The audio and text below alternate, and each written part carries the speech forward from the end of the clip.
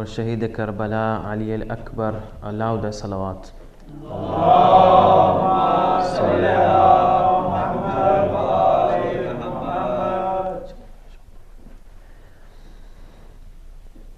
أعوذ بالله من الشيطان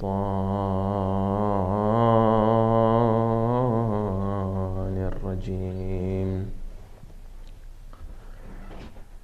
بسم الله الرحمن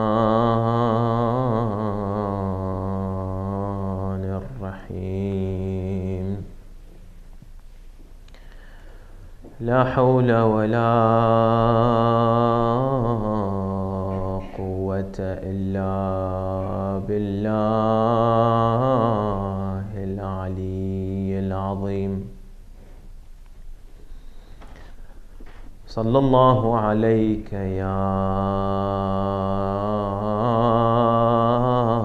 سيدي ومولاي يا رسول الله.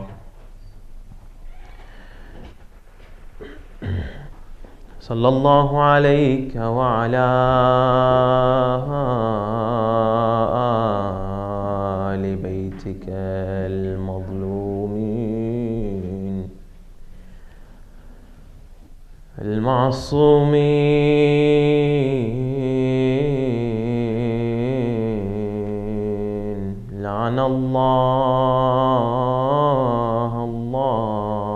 الظالمين لكم من الأولين والآخرين.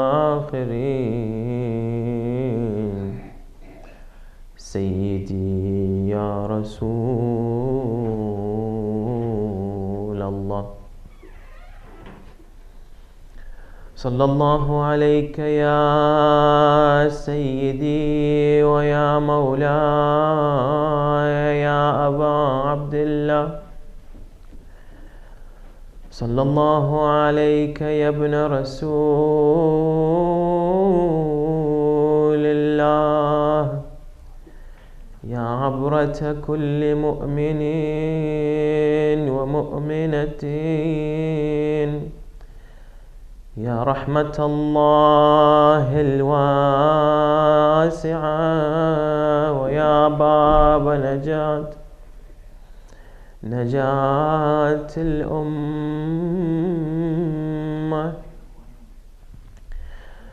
ما خاب من تمسك بكم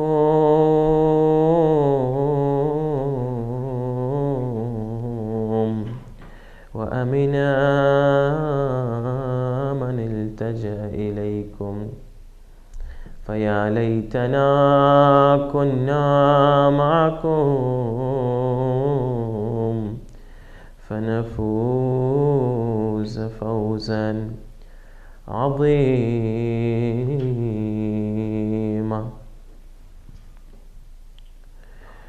My tears fall for the son of Taha. My thought is lost in grief. I do not know whether to congratulate Imam Ali or to give him condolences on this night.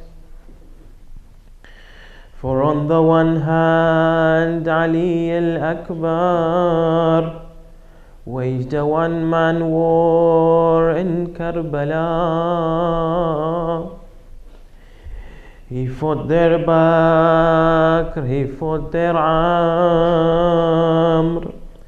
He made Karbala another Badr. He made Karbala another Hunain.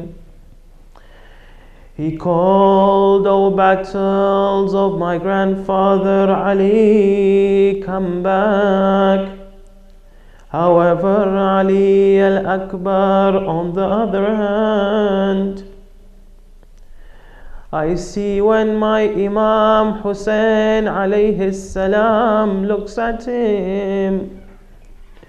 I see my Imam crying in his eyes. My Imam Hussain alayhi salam calls, "O days of Ali, come back.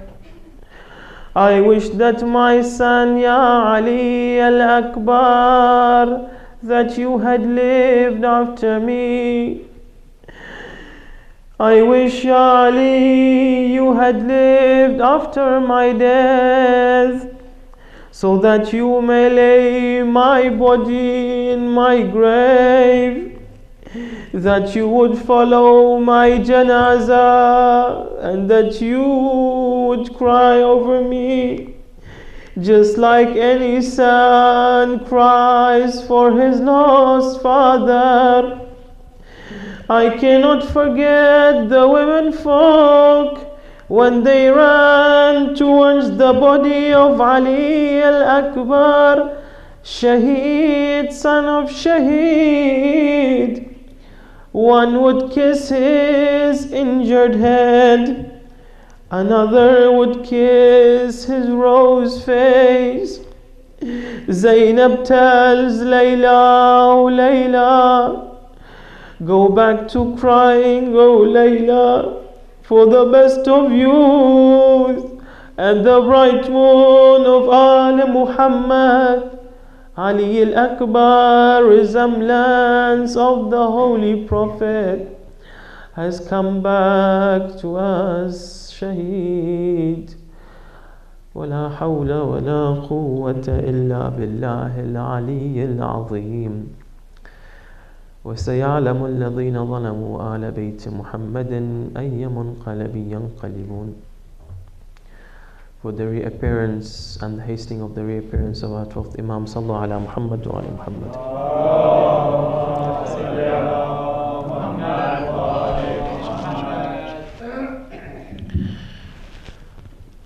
In the past few days, we had started to talk about one of the main messages that Imam Hussain alayhi salam bore vis-a-vis his uprising and his revolution.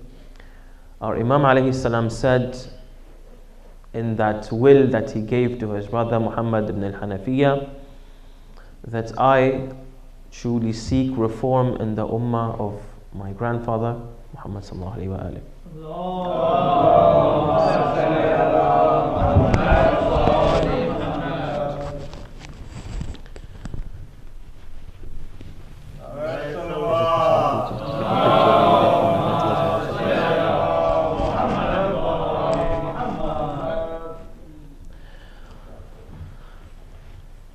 At that, we had talked about the meaning of the word reform. We had talked about that concept that is opposite to the word reform, the concept of corruption, al-fasad, and that these two are understood only when they go again with one another, just like top and bottom, for instance.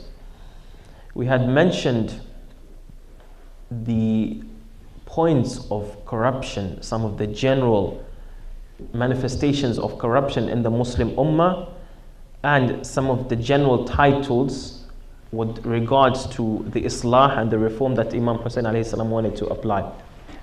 And following that, in these past couple of days, we had started to practically, after of course, again, point that I forgot to mention, after of course having looked at the reform of Imam Hussain alayhi salam, how it is placed according to the reforms of history, and we mentioned the fact that it was the highest and the pinnacle of all forms of reform. Thereafter, we started a couple of days ago when we were talking about our reform, how we can carry about and bring about reform. We started reform on the individual level, and thereafter we mentioned reform on the social level, which was yesterday. Thereafter, I would just like to mention a couple of reminders considering what we talked about yesterday. Number one, we said that as individuals in the society, especially in the Muslim nation, we should strive to carry out reconciliation, to reconcile between any two fighting parties in our society, whether that be individuals or more than individuals, parties. And we should not stay behind and just look as this conflict between them conspires, as it transpires. We should not just stand back. And if we find that one of them is doing so, is fighting with the other, and it is not on the truth, is not on the right, haqq is not with it, we have to aid and assist that party which is oppressed. Number two, we mentioned that the second point that Imam Hussain alayhi salam so clearly pointed out again in his will, which was Amr bil Ma'ruf wa Nahy anil Munkar, this is the main criteria with which Allah Azza wa Jal has considered us the best of ummah. That is to say, Amr bil Ma'ruf wa Nahy anil Munkar, which is one of the furu' ad-din, this is something that we have to continuously apply in our society, and we should never forget it. It is wajib on each and every one of us. This is one of the main reasons for which the blood of Imam Hussain alayhi salam and his companions and Ahlul Bayt alayhi salam was spilled. Thereat, we bear and we shoulder that responsibility, that the flame and the torch of this message, it remains, Amr bil Ma'ruf wa Nahy anil Munkar, it remains always kindled. Number three, we had mentioned that in the society there are some individuals who are strong in the general sense of the word, not only physically, and there are certain individuals who are weak, again in the general sense of the word. Among examples of people who are weak are orphans, because they can easily be prey to people with bad intentions. Thereat, we have to try and strive to take care of our orphans and the society and show them the compassion that is needed. We have to try and take care of them. Islah, like is mentioned in the verse that I mentioned yesterday. Number four, parents. You want your children tomorrow to respect you, to love you, to come to your needs, to be with you at your elderly age. You have to show the same respect and same compassion and love for your parents. Number five, in the society it is natural that there are certain individuals who have influence, who have power, administrations, etc. When you as an individual or as groups, when you come and try to have counsel and to give counsel and advice to these people, Allah Azza wa Jal says that normal kinds of counsel or conversations or private conversations with these people, they do not have any good except if it is in three, with regards to three matters. Number one, sadaqah, charity, good cause. Number two, ma'ruf, as well, a good cause. And number three, if it is with regards to islah, that is to say, to reconcile between two fighting parties. Six, we have to apply the laws of Allah Azza wa Jal in our lives continuously. We should never at all break and go against these rules. We have to abide by what is halal and what is haram.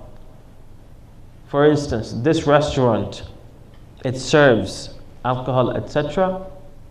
There is another restaurant near it. Or let's say, for example, in that restaurant, alcohol is served on all tables. For a Muslim to go then into such a restaurant is not permitted, even if they may have the best kebabs. Number seven, we have to cooperate with each other, but not with regards to anything, with regards to those matters that are good, that are built on taqwa and that are built on iman. Number eight, we also mentioned that one of the steps that Allah Azza wa Jal has taken vis-a-vis certain elements in the society who truly cause a lot of trouble, Allah Azza wa Jal has taken strict measures with regards to these people. In the Islamic society, in an Islamic country especially, there are certain laws that are put in place for such individuals. So when you are in such a society, don't become compassionate. Don't let your compassion take you when laws are applied to such people, because these laws have been put for the greater good. They have been put there even sometimes when they may seem harsh. For example, cutting the fingers of the person who steals. Of course, this as well has many conditions mentioned in books of fiqh. It's not that someone just stole, for example, something small. Okay, let's bring his hand, bring me the machete, let's just cut his hand off. No, it's not like that. It's not like ISIS. No, it has certain conditions. They have to be 1, 2, 3. These laws have been put in by not a normal person, ma'adallah, by someone who is actually the creator of the psychology of the human being, who knows how our psyche works. Thereat, when he has put these into place, he has put them for a certain reason, so that the salah and the goodness of the society comes about. Also, we mentioned that societies, they are filled more often than not by certain kinds of corruption, and that we also have to be really careful, attentive to them, so that we don't fall prey to them as well. And as a result as well, we should perform islah about that. Number 1, we mentioned moral deviations, which in countries such as these, in the Western countries, they are as much as you can count, or more than we can count. We have to be extremely careful, especially with regards to our 2nd, 3rd generations. Number 2, we have, or actually before the akhlaqi, it is the inhiraf and the deviation related to thoughts, principles, values that you may bear. Your aqaid. We have to be extremely careful about these. It is incumbent upon a Muslim, let alone the Shia of Ali ibn Abi Talib alayhi salam,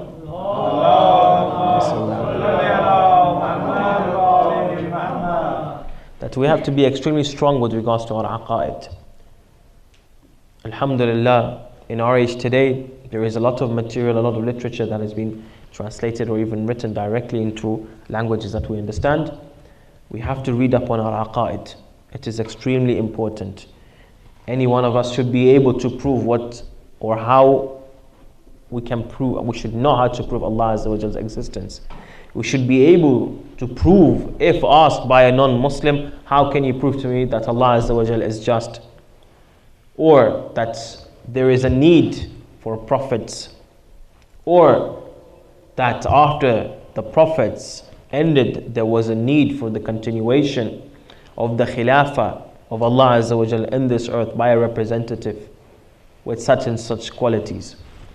Finally, we had deviation on the economical level, which we have to perform islah about in ourselves, in the society.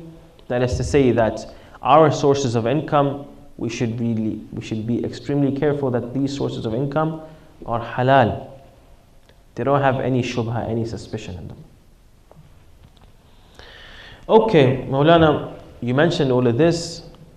I left yesterday's lecture at an end when I asked a question, that is to say that if we have all of this, that is to say, if we have a book, the book that is the Holy Quran, it has all of these constitutions and all of these laws and legislations in them, all of these rulings, and the hadith of Ahlul Bayt alayhi salam. If we have all of this, is it enough? No, it's not enough. It was clear. We are in need of someone to apply that law.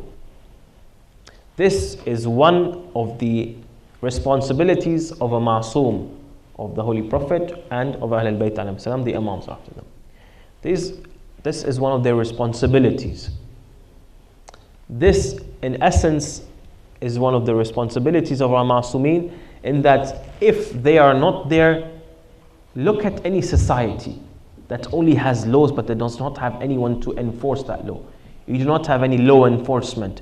Do you think that such a society would continue in bliss and in happiness? No. You would find that such a society will be filled with disorder and corruption. Truly. So the stronger that you have law enforcement, the better that society will be. The more adl and truth and justice will be applied in that society. Thereat, we come to the final level of Islah, that Imam Hussain alayhi salam was seeking to apply, which is on the political level. Islah on the political level, it is based on two main foundations. Number one, Allah Azza wa Jal says in the Holy Quran, Bismillahir Rahmanir Rahim, La ikraha fi ad-din qad tabayyana ar-rushdu min al-ghayy. فَمَن يَكْفُرْ بِالطَّاغُوتِ وَيُؤْمِن بِاللَّهِ فَقَدِ اسْتَمْسَكَ بِالْعُرْوَةِ الْوُثْقَى. That is to say, there shall be no compulsion in the acceptance of religion. The right course has become clear from wrong. So whoever disbelieves in the taghut, in the oppressors, then that person has believed in Allah Azza wa Jal and grasped the most trustworthy of handhold. With that does not break. So, Imam Hussain alayhi salam, he was pointing to this when he was saying that Yazid is a corrupt person. He mentioned all of some of the traits of Yazid, and that he would not give bay'ah to that person. That the likes of me, the Imam is saying, the likes of me can never give bay'ah to the likes of him. Imam alayhi salam was pointing out to this fact that this person is a taghut. This person is an oppressor. One, then, the first main foundation of Islah on the political level, then is this, that tyrants have to be removed from the society. Only then can you achieve political reform. If you are not able to do that, to oust your tyrant, then do not aid him.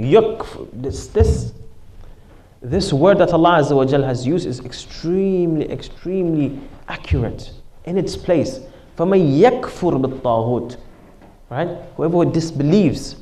One of the connotations that we can understand is that in your heart and in your mind, you know that that person is such and such. Don't come and defend him.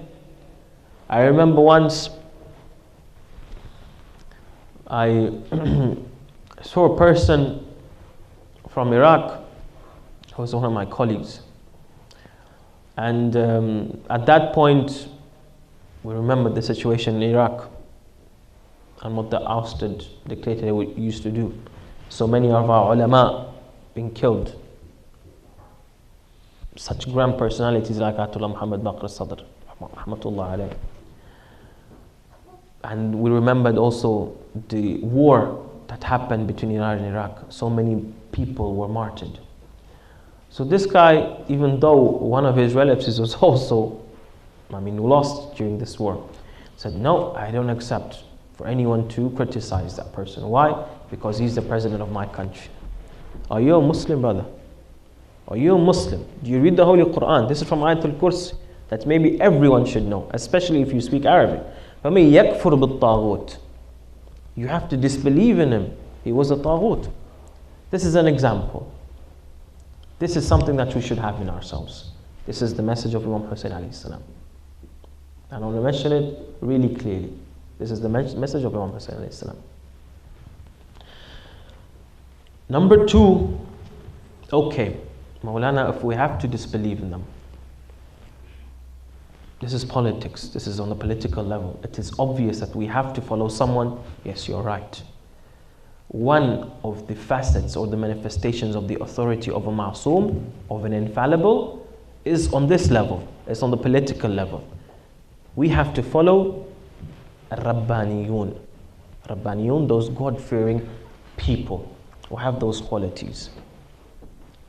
The known qualities, infallibility, etc., etc. They work according to the interest, according to the maslahah.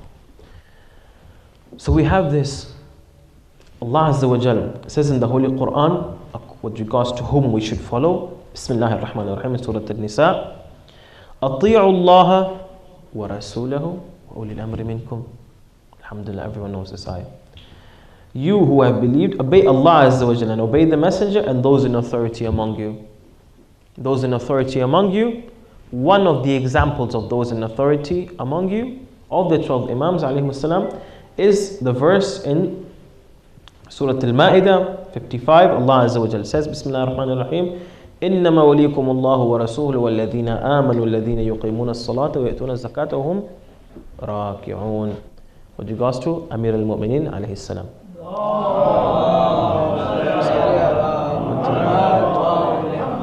That is to say, your ally, your wali, your guardian is none but Allah Azza wa Jal, and thereafter His Messenger, and thereafter those who have believed, those and who establish prayer and give zakat while they are in ruku'ah, while they are bowing. So when these two foundations are found in the political level, as well as Imam Hussain alayhi salam was trying to apply in his message, in his uprising, only then can the ayah that followed the bay'ah of Ghadir be understood. That is to say, in which Allah Azza wa Jal says, Bismillah ar-Rahman ar-Rahim, اليوم أكملت لكم دينكم وأتممت عليكم نعمتي ورضيت لكم الإسلام دينا. That this day I have perfected your religion for you and completed my favor over you.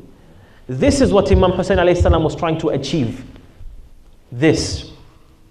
It was not only during the time of the Holy Prophet sallallahu alaihi wasallam.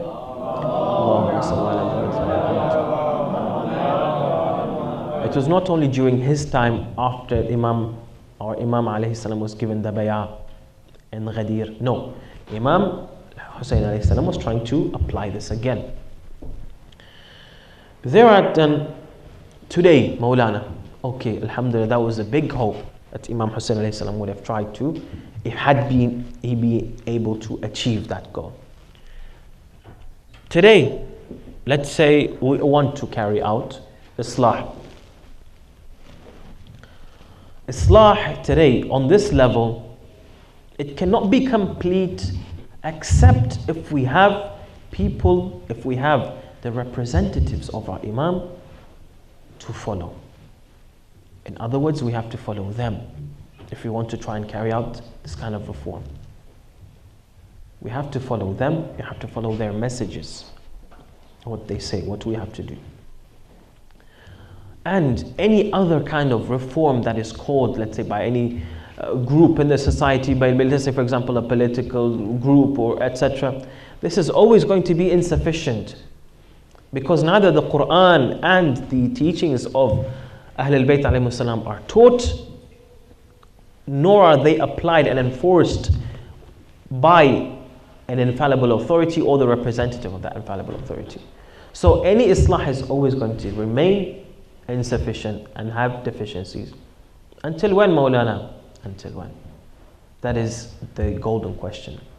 Allah Azza wa Jal has promised us that I have not given you all of these messages and the science of how to have Islah in a proper society in this earth, except that one day I will give you that. When our 12th Imam Ajal Allah Ta'ala Farajahu Sharif,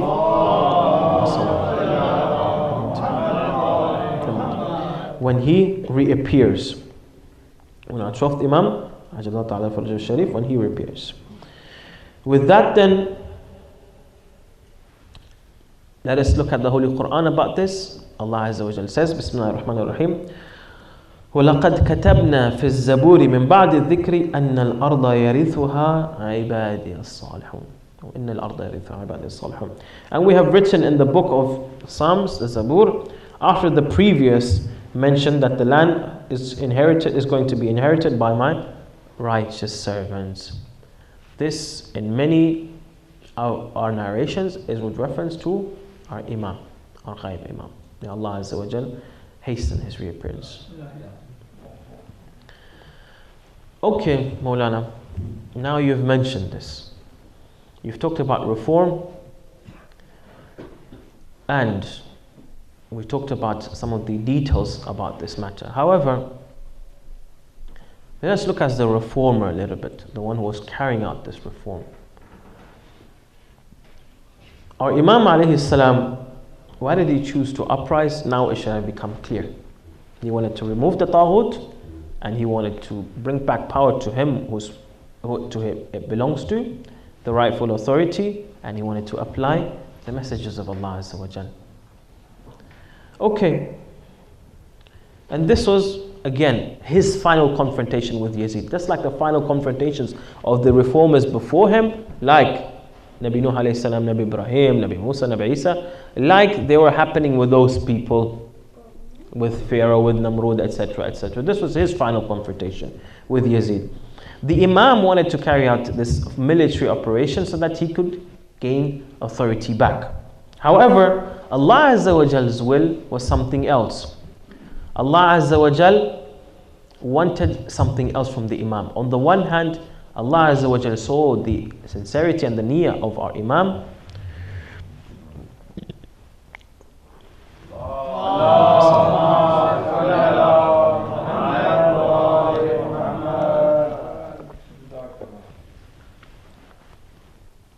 Allah Azza wa Jal saw the sincerity and the niyyah of our Imam and the companions who were with them, with the Imam, and He wanted to give them an even higher ranking that they would deserve. They were doing Amr al-Ma'ruf wa Nahy anil Munkar and jihad. They were doing it.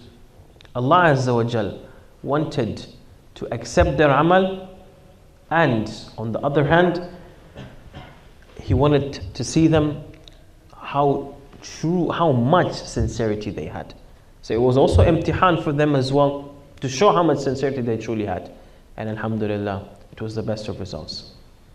Their blood is the reason for the continuity and why that message of Ahlul Bayt alayhim salam has reached us till today. That blood is the fuel that is going to be kindling one year after another, one decade and one century after another, keeping that message of Ahlul Bayt alayhim salam alive. In order to understand now, okay, Maulana, you've talked about the reformer Imam Hussain alayhi salam and why he wanted to carry that out. Okay, in order for any one of us to understand the grandness of the sacrifice that was made by the people, considering the people who were slaughtered and butchered, we have to see who that person truly was. We have to try and find out about some of their traits. If me and you today, if we give sadaqah to help a person, for example, you could give a few dollars, maybe that's it. No, on another level, let's say for example, your situation is dire, you are in need. Regardless of that fact, you put a larger amount, let's say for example your monthly wage, an entire month's wage, put them in an envelope, put them for sadaqah, put them for a good cause. That sadaqah is bigger. Okay, let us see the person who gave that sadaqah of himself and of his family. But first let us recite loud salawat.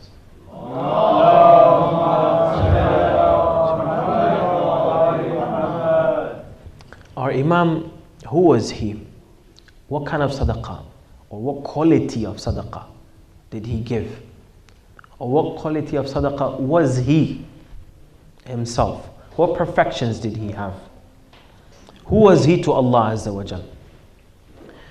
In order to understand concerning some of the perfections, we cannot comprehend all of the perfections of our Imam, because this is something that is higher than the level of people of our like.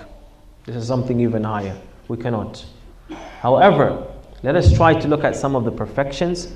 For this cause, I have chosen Ziyarat Warith. Among the ziyarat, this ziyarah, it shows some of the perfections and the metaphysical or mystical qualities that Imam Hussain alayhi salam inherited from his predecessors, starting from Nabi Adam alayhi salam. In this ziyarat, I'll recite it in Arabic. Bismillahir Rahmanir Rahim. Assalamu alayka ya waritha Adam as-safwatillah. Peace be upon you, O inheritor of Adam, the choice of Allah. Assalamu alayka ya waritha Nuh nabiyillah. Peace be upon you, O inheritor Nuh, the prophet of Allah. Assalamu alayka ya waritha Ibrahim khalilillah. Peace be upon you, O inheritor of Ibrahim, the intimate friend of Allah. Assalamu alayka ya waritha Musa kalimillah. Peace be upon you, O inheritor of Musa, the person to whom Allah spoke. Assalamu alayka ya waritha Isa ruhillah. Peace be upon you, O inheritor of Isa, the Spirit of Allah Azza wa Jal. Assalamu alayka ya waritha Muhammadin Nabi Habibillah. Peace be upon you.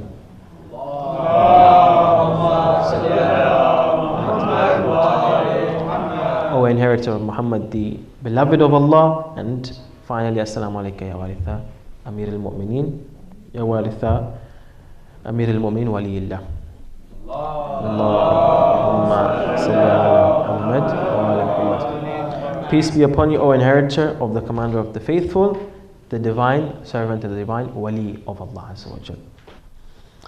Today I would like to start off with a short introduction to this topic, and inshallah tomorrow I will start with each and every one of the phrases, inshallah, until the end of our majalis.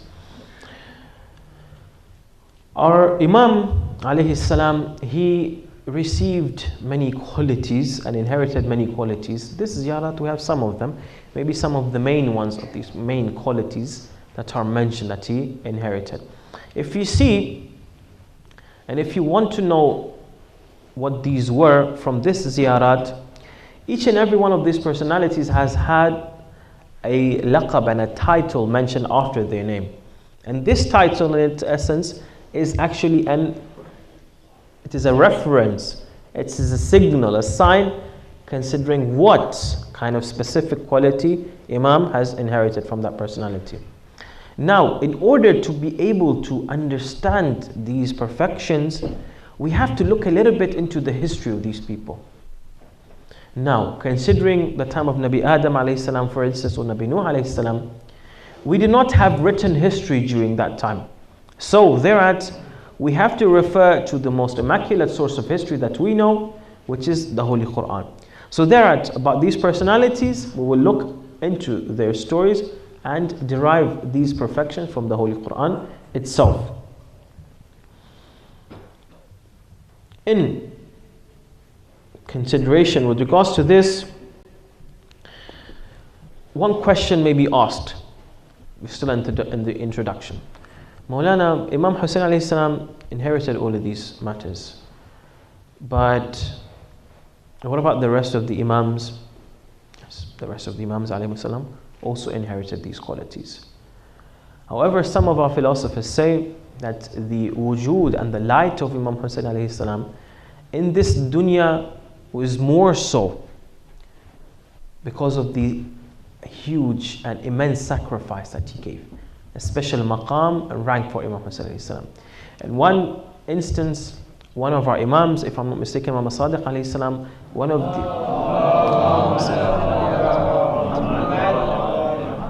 of the companions comes to our Imam and he asks the Imam, "O Imam, we say about Imam Hussain alayhi salam, Safinatun Najat, Safinatun Najat, the Ark of Salvation, Ark of Salvation. Are you not all arks of salvation?" He says, "Yes, we are. وَلَكِنْ سَفِينَةُ الْحُسَيْنِ أَسْرَعُ فِي لُجَةِ الْبَحْرِ." That is to say, the Ark of Hussain is faster in the torrential waves of the sea. That is the Ark of Salvation of our Imam Hussain alayhi salam. Our Imam Hussain alayhi salam, there is a parable or a saying about him, which is that Islam is Muhammadi al-Huduth and Hussaini al-Baqa. That is to say, the coming and the advent of Islam is Muhammadi, and the remaining of Islam and its continuation is Hussaini. If we stop at this saying a little bit and try to analyze it philosophically. In philosophy, there is a principle which says that the cause of something to come into existence, it is the same as the cause of its continuity, of its continuance. If the sun right now, if you go outside, let's say the sun is shining and say it's daylight. The coming of the daylight into existence in the first instance, in the beginning, which is the sun, the cause of that light is the sun, This is the same cause for the light to remain till the end of the day. It is the same. We were created by Allah Azza wa Jal from His own existence. We were created by Allah Azza wa Jal. Our remaining today and being present and existent today is also from Allah Azza wa Jal. This is reference to one of the names of Allah Azza wa Jal, one of the qualities of Allah Azza wa Jal is Al-Fayyad. That is to say, He continually gives and continually gives existence. He has created you in the beginning, but He also continues your existence from Himself. So this is the same. If Islam, it was Muhammadi in its advent, in its starting, in its rise, how can it be Hussaini in its continuity, in its continuance? That is because of the fact that our Holy Prophet says, Husaynun minni wa ana min Hussain. That is to say, Hussain is from me and I am from Hussain. We are one. The light of our Holy Prophet in the barzakh al-nuzuli, that is to say, the first barzakh, not the barzakh that we will go to after our deaths. The first barzakh, that line that maybe some people may call alam al-dhar, or even before that, the world of the lights. The light of our Holy Prophet and Ahl al-Bayt alayhi salam, our Imams, is one. It's called Al-Haqiqa al-Muhammadiyya, the Muhammadi reality. Imam Hussain alayhi salam is part of that nur. Sayyidah Zahra alayhi salam, she's part of that nur. Amir al-Mu'mineen, our Imams, the 12th Imam, all of them part of the same nur. This same nur, it applies over here. So, the essence is the same, the perfections are the same. The message is the same, the application is the same. Practically, if we had in the situation of Karbala, our Holy Prophet Muhammad sallallahu alaihi wasallam,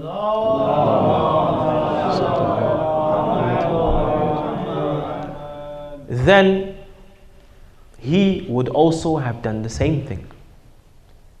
If Amir al-Mu'mineen alayhi salam was there, he would have taken the same step. If our 12th Imam Ajjalullah Ta'ala Faraj al-Sharif was there, the same thing would have been done. He would have done the same thing, just like our Imam alayhi salam.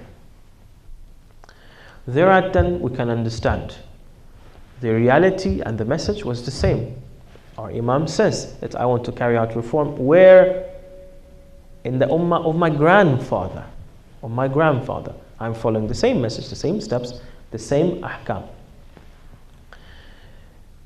Our Imam Hussain alayhi salam, he reached in Karbala.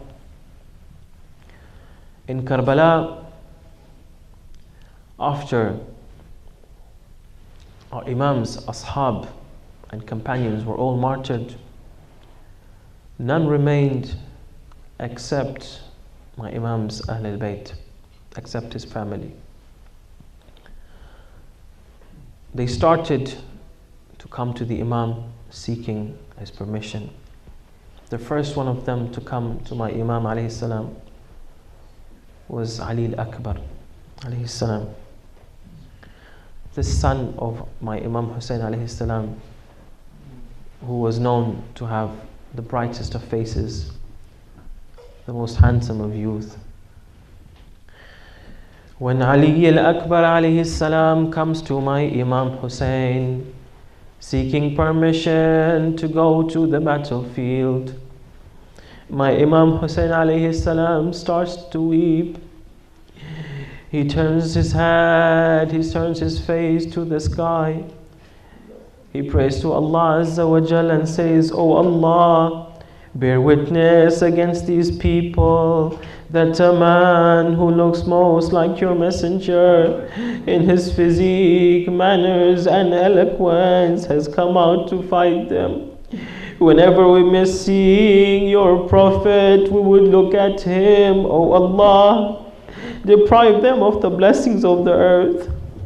When Ali al-Akbar alayhi salam listens to this dua, he understands that the Imam has given him permission. Ali al-Akbar alayhi salam, he climbs his horse and he starts to go to the battlefield. But how How does he go? What does Imam Hussain alayhi salam do? He walks behind him step by step. Ali Akbar alayhi salam looks to my Imam and he says, "Oh Imam, oh father, why are you following me to the battlefield?" Imam Hussain alayhi salam says, "Oh my son, if you had a son like yourself, you would know why."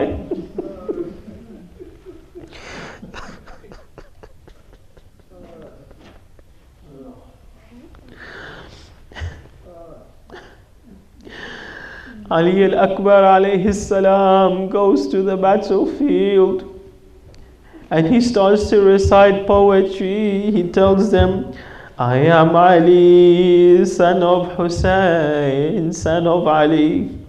We by the Lord of the Kaaba are more worthy of the Nabi. By Allah, we will never be ruled by the Da'i. With the sword shall I defend my family, and I will strike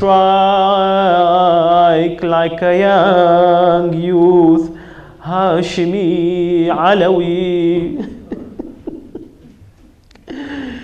Imam Hussain alayhi salam, as he saw Ali al-Akbar fighting, he could not help his tears.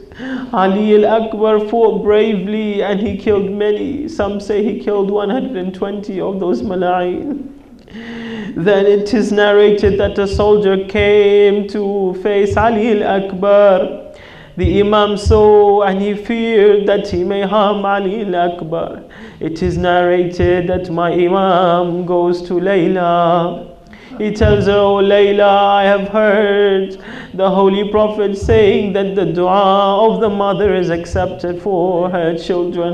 Oh Layla, pray so that he may come back safely." She goes to her tent, faces the sky and prays, "Oh Allah, by the ghurba and loneliness of Abi Abdullah al-Hussain, by the thirst of my Imam Hussain, O one who returned Yusuf to Yaqub, send me back my son Ali safely, Ya Allah." And she falls unconscious. All of a sudden my Imam sees Ali al-Akbar coming back. Ali al-Akbar goes to her tent. She sees her unconscious. He sees her and he cries. His tears fall on her cheek. She awakens. "Oh my son Ali." She embraces Ali with her heart. Imam Hussain alayhi salam then tells Ali al-Akbar to bid farewell to his aunt Zainab. Ali al-Akbar tells his father, "Ya Ali, oh my father, I am really thirsty.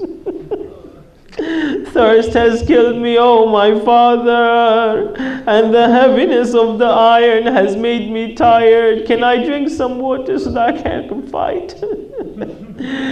Imam Hussain alayhi salam shows him his tongue. Ali al-Akbar says, "I saw it. It was like stiff wood. There was no water." Imam Hussain tells him, "Oh my son Ali, you will soon be in the presence of your grandfather, who will give you to drink from a cup from which you will never go thirsty after that." He bids him farewell. Ali al-Akbar alayhi salam goes to the battlefield. He fights bravely on the right and on the left. And then one of the mala'in, Murra ibn Munqidh al-Abdi, he comes and faces Ali al-Akbar. He strikes him with a spear in his back. Wa wayla wa aliya. He strikes him with a sword on his head. Ali al-Akbar alayhi salam clings onto his horse. His horse takes him to the enemy camp. The enemies, they start to strike him. Ali al-Akbar is cut into pieces.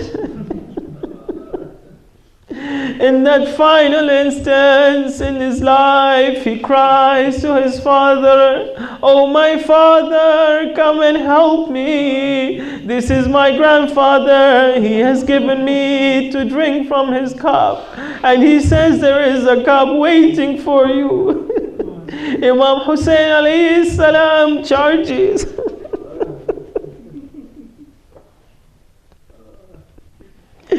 He throws himself on Ali al-Akbar. What is the situation of Ali al-Akbar?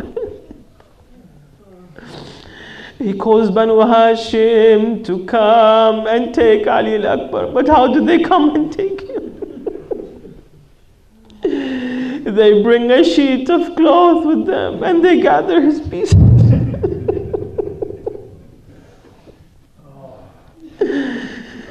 لا حول ولا قوة إلا بالله. لا حول ولا قوة إلا بالله العلي العظيم. وسيعلم الذين ظلموا آل بيت محمد أي منقلب ينقلبون والعاقبة للمتقين. Ya Allah, O Allah, with the right of Ali al-Akbar and Shuhada Karbala, O Allah, hasten the reappearance of our 12th Imam, Ya Allah. O Allah, help us in applying the message of Islah of our Imam Hussain, Ya Allah. O Allah, forgive us, forgive our sins, Ya Allah. O Allah, accept our amal and fulfill our hajat, Ya Allah. Allah, those of us who have problems, O Allah, solve those problems for them, Ya Allah. Allah, all the Shias and the Muslims and the oppressed ones, Allah, around the world, O Allah, aid them in their oppression, Ya Allah. O Allah, grant us your proximity, Ya Allah. O Allah, protect our maraja, especially in these days, in these tough days, Ya Allah.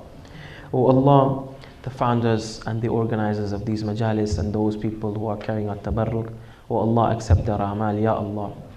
O Allah, the thawab of what you recited with Surah Al-Fatiha, send the thawab to our marhumin along with the salawat ala Muhammad wa ali Muhammad.